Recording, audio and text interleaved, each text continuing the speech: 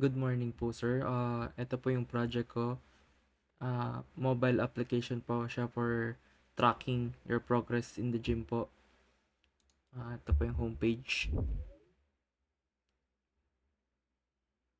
So, yung sa homepage po, makikita nyo kung yung gym and dito po sa category kung yung mga workout na kailangan nyo ma-view and yung schedule po kung kailan po yung ah, leg day nyo, upper body, ah, lower body po, tsaka dito nyo po makikita kung kailan kayo mag-gym.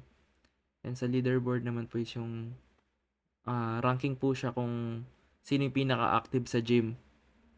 And yung more po is for ah,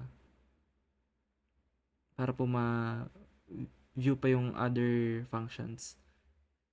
And dito po makikita yung exercise po.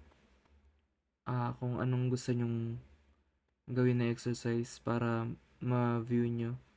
And yung sa lower naman po is yung mga prototype po na kung gusto nyong lumipat.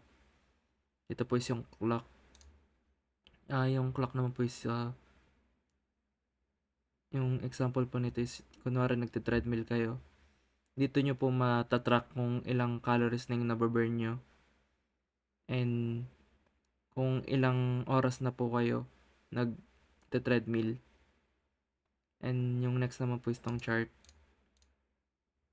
Yung sa chart naman po is yung example po dito yung kung gaano kayo ka-active mag-gym para makita nyo po kung gaano kayo ka-active sa gym. And next naman po is yung profile view.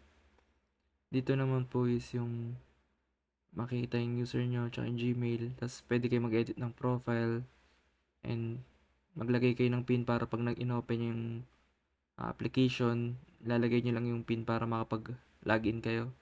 And settings. Tapos pwede po kayo mag-invite ng friend para malaman rin po nila yung app na to and yung logout. So, yun lang po yun, sir. Thank you po.